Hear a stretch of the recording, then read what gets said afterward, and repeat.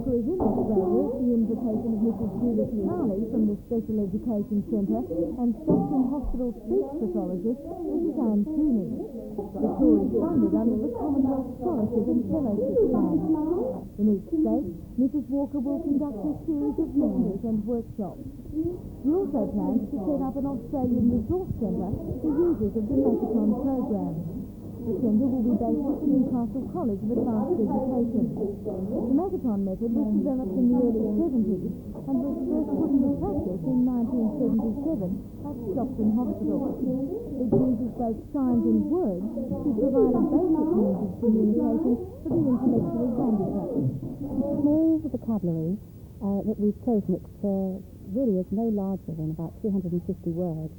It's about the size that those small children would use to express basic needs. And we use the sign language that deaf people use with speech. And this combination seems to work marvellously because you all communicate within the same vocabulary.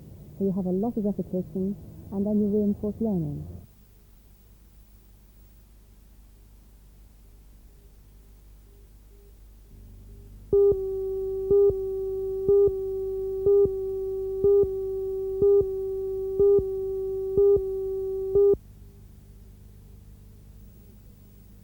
Good evening. This match, I'm sure, is seen by many of the Newcastle fans as a preview to the 1984 Grand Final.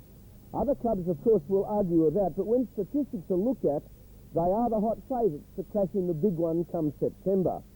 West has the best record of points 4 by 30 points, Curry the best defence by 5 points, and only Lakes United look that good on paper.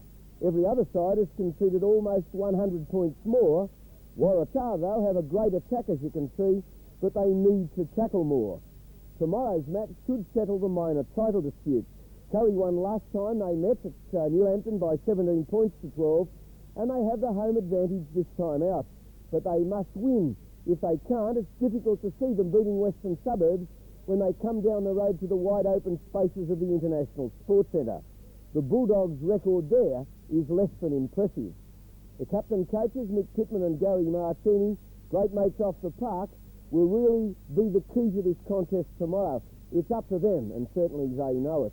In other matches, Cessnock at home to South tomorrow, and of course the Parramatta Eels are there on a promotional training exercise. On Sunday, North play Maitland at Passmore Oval, Central play Macquarie United at St John Oval, Charlestown, and Waratah are at home to Lakes United at the International Sports Centre.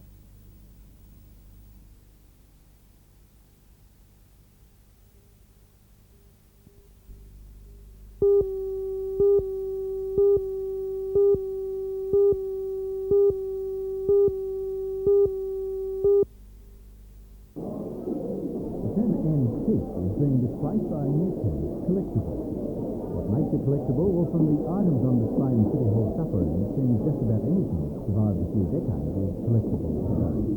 As part of the valuation day, a number of dealers set up sale stores, and there were many people interested in buying. The majority of items on sale were not worth of art in any way, simply household goods and chattels of yesteryear. But their appeal grows as computerised mass production ensures almost nothing is made by hand anymore. And that makes many a family heirloom worth a lot of money. Some of those who have had good value found out. Have you come across any antiques of real value here today? Yes, the last lady that was here had some very early Wedgwood tea set and plate. We've seen a lot of everything that's been good. It's been some tea jewellery, some nice silver, early Victorian things, some nice photographs of furniture that's been Victorian. I think we've surprised a lot of people with the value of the furniture. What gives an antique its value? Is it just the fact that it's old? It's a collectible. Antiquity obviously is still around, it has survived, going on now for 100 years, I suppose. The antiques we consider about 100 years old, and that's what and dating back further, obviously. There's a lot of reproduction stuff come through too. It's fascinating collectibles, really. Meanwhile, out in the rain, another group of enthusiasts was demonstrating that collectibles can be functional. Although a little disappointed to see their beautifully restored machines becoming mud-spattered, the 37 participants in the Central Coast Antique and Classic Car Club's 10th annual run at Skull Bay were still getting a lot of pleasure out of motoring in style of other eras. case of motor cars, cut-off point for vintage cars is still 1930, but there are divisions for cars of the 30s and 40s and even classic modern. So there's no telling what will be a collectible tomorrow. Not paying attention to the weak move front suspension, fragile figure, make great. Who knows? Those crops might become a collectible.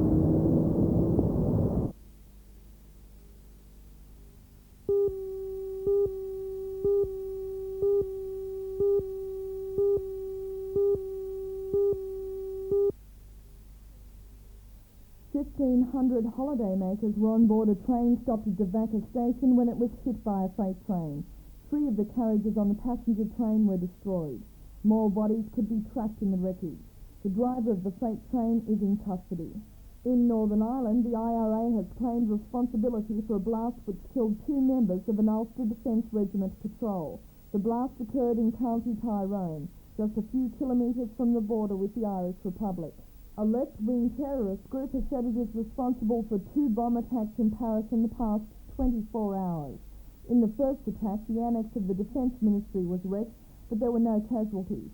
Later, a blast at the Industry Ministry injured 3 people. As a result of the bombing, security for the annual Bastille Day parade through the streets of the capital was stepped up. The procession concluded without incident.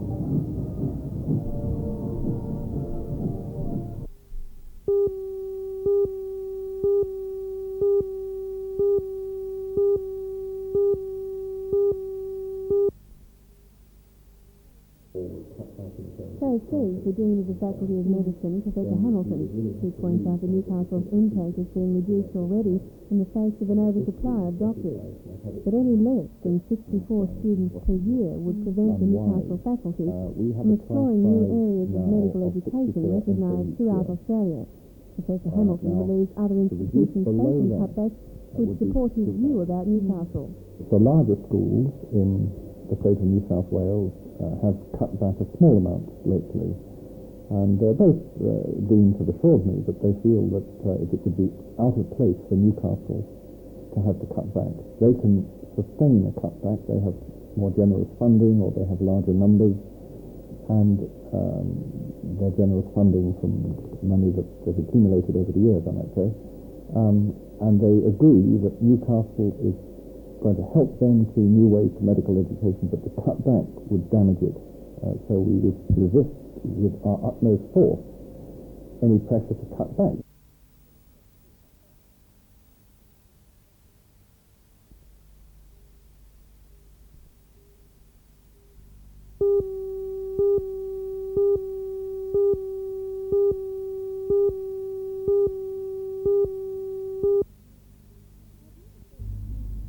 I've never thought that Neil Simon's play The Odd Couple was as funny as the television series that followed, but it does have some good wisecracks and an endearing couple of main characters.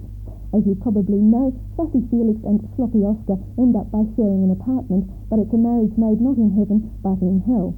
Alan Bodnam, both directing and starring as Oscar, gives us a good-humoured production for The Shortland Room, but I must confess that I rather lost humour with the food. I got a steak Diane that I didn't quite recognise as such, and scorched pavlova, but back to the show. Alan Richards made a suitably neurotic Felix, and I enjoyed his performance, as I did Alan Bodnam's careless Oscar. But I would have liked some sharper work from the supporting chorus of 6. Their accents were at times rather variable, and the whole show just needed more zing. To be both director and star is a tricky task that few can handle with complete success. Still, it's a fairly good-natured production that's no better or worse than most amateur theatre we see in town. Just leave your taste buds at home.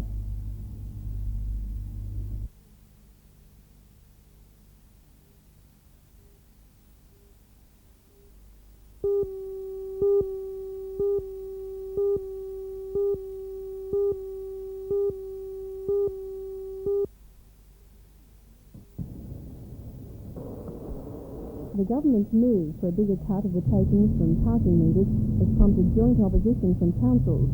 From the revenue collected, councils pay for the upkeep of parking meters and part of the policing costs. In Newcastle's case, out of the $342,000 collected annually, only $70,000 is left. That money is used to provide parking facilities in the city. Hardly enough when you consider that the City Council's parking account was in the red by 3 times that amount last year. And while the government is pushing for more of the council's revenue from parking meters, councils in return say they want what the government collects in parking fines. Sydney City Council has threatened to remove its meters if they are not made more viable. Meanwhile, Newcastle is to consider joining North Sydney, Wollongong and Tamworth in a joint deputation to head off any government changes proposed to parking meter revenue before it's too late.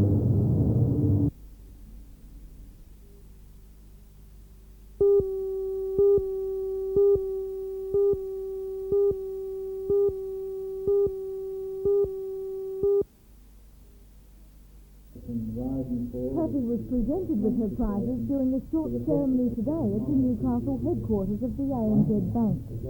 She was congratulated on her efforts by the regional ANZ manager, Mr. Dan Pawson, and Mr. Alan Langford, the State Director of the Lions Healthcare Foundation. During the past year, Kathy raised $8,000 for the foundation through a ring-around, sports days and dinner dances. Her reward, a trip to Thailand and $1,500 spending money. Although she was only the charity runner-up, Kathy received the winner's prizes because the girl who raised the most money was also selected as Miss Personality. The New South Wales ACT Quest raised $150,000 for the Lions Healthcare Foundation. That money will be invested and the interest used to finance a number of research projects.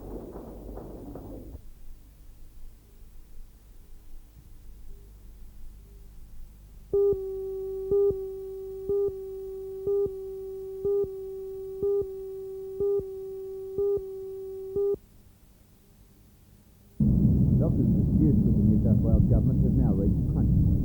Resignations submitted a month ago will generally become effective from tomorrow, leaving Wallsend, Maitland and Mater Hospital virtually without visiting surgeons. At Wallsend, 24 surgeons have resigned, and the hospital says only emergency operations can be carried out once those resignations become effective. Newcastle has but surgery has been restricted there anyway because of nursing status. 39 visiting medical officers have resigned from Newcastle Hospital. The Mater, 25 doctors submitted resignations, and the hospital secretary says that operations will be effective. With the resignations, we expect that surgeons will no longer be available and anaesthetists no longer available to perform elective surgery. The medical staff are, however, offering to provide emergency services to those patients who require it. How do they define emergency services? Well, they haven't given the hospital a definition, but it would certainly involve services for people who've been victims of accidents and who come to the hospital through casualty. But there has been no definition, and I imagine that there could be some degree of individual interpretation by medical practitioners. Even if they take a fairly flexible line, though, you can see delays to some operations. Certainly, yes. There will be people who've been booked in perhaps for months who will have their operations delayed, and others who perhaps who are not yet booked in will have to go at the end of the list. Meanwhile, Health Minister Mulock says he's happy with the progress of talks with the doctors, which will continue this week. However, he could give no indication that a solution is in sight.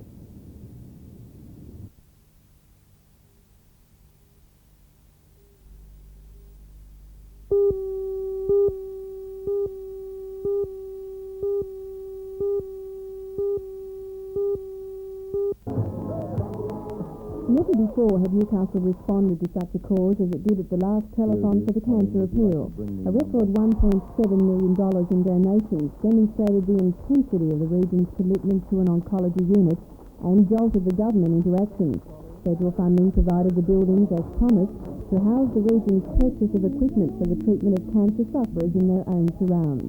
The struggle paid off after many knockbacks through Newcastle's own efforts, which are starting to take shape at the Mater Hospital. The concrete has been poured for the radiotherapy unit, and interest earned on the telethon donations has brought the figure past the $2 million mark, which will finance linear accelerators and other equipment for the treatment of cancer. All will be finished by the middle of next year, but to complete what the Mater Hospital sees as a centre of excellence for cancer patients, more is needed. For that reason, the chairman of NBN, Mr. John Torres, announced today that the 1985 continued to support the cancer appeal to its fruition. Welcome news to the hospital's administrator, Mr. Ralph Watson. The telethon in 1983 enabled us to buy the major equipment for the radiotherapy unit. The telethon in 1985 will ensure that we can provide all of the services that are really needed for all of the people in the valley. We will be able to provide hospital units for people from distant parts of the region. We'll be able to provide computer facilities which will ensure that we actually do give the best treatment that we possibly can. And we'll have funds to encourage further research into cancer in the local area. Mr. Pessar said he was confident Newcastle would want to support the cancer appeal once more. We're very confident because although we're mindful of the many projects and the many applications we've had for a telethon, that this is the time for us to get together again as a community to finish the job that started 2 years ago.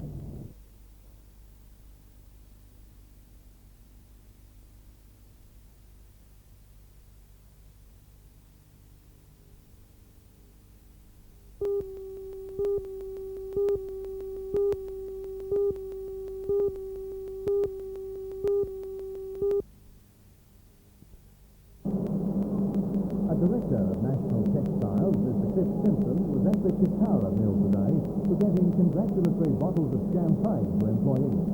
During its first 8 months of operation, the company has performed well above even its own expectations.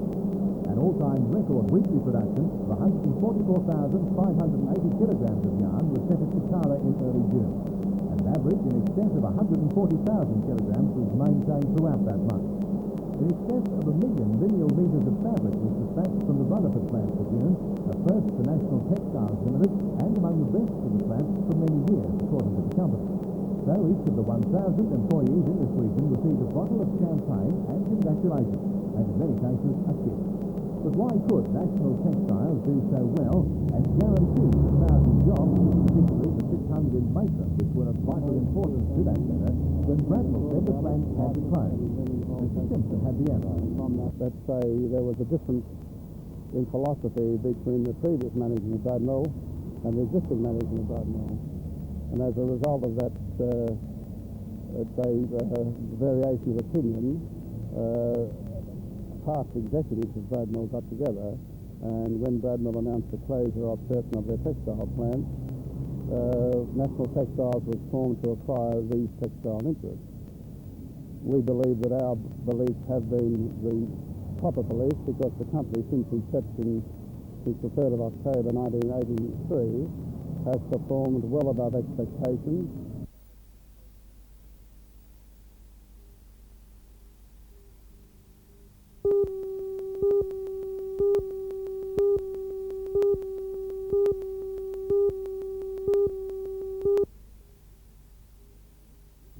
Good morning, everyone, and welcome. Recently I received a phone call, an open line phone call from a lady who incidentally was 72 years of age, who'd just sold her home and wanted my advice with regard to the investment of the proceeds. The proceeds, incidentally, came to around $75,000. Now, as we chatted, I sensed, and I can always sense, or normally can sense, things aren't quite right, I sensed that she wasn't really happy. And I said, well, what did she propose doing? And she said that she was proposing to move into a retirement home. And I said, are you happy about that move? And she said, no. And I said, well, then why are you moving? She said, well, that's what the family wants. Well, with every respect, quite frankly, I disagree with that, and I told the lady so in no uncertain terms. I said, could she cope with the purchase, for example, of a small unit or apartment? And she said, yes, she could cope more than comfortably. She had the money to buy the unit or the apartment outright, and she would still have $20,000 or $30,000 left over, and under the old rules or the new rules, she'll still be entitled to a full pension or a part pension. So I'm hoping she did take my advice, and without rushing in, she's shopping around right now to buy that home or unit. Quite frankly, I think her family were taking the easy way out, and I think the lady was rather excited that I could sense the fact that she wasn't happy about the move, and I was pointing her in another direction.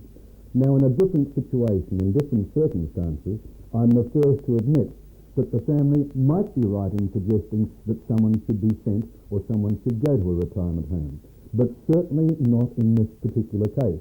Now, I'm pleased to say that a number of phone calls that I received a little later regarding that same program agreed with the opinions that I'd expressed. I'll leave that thought with you and see you next Monday.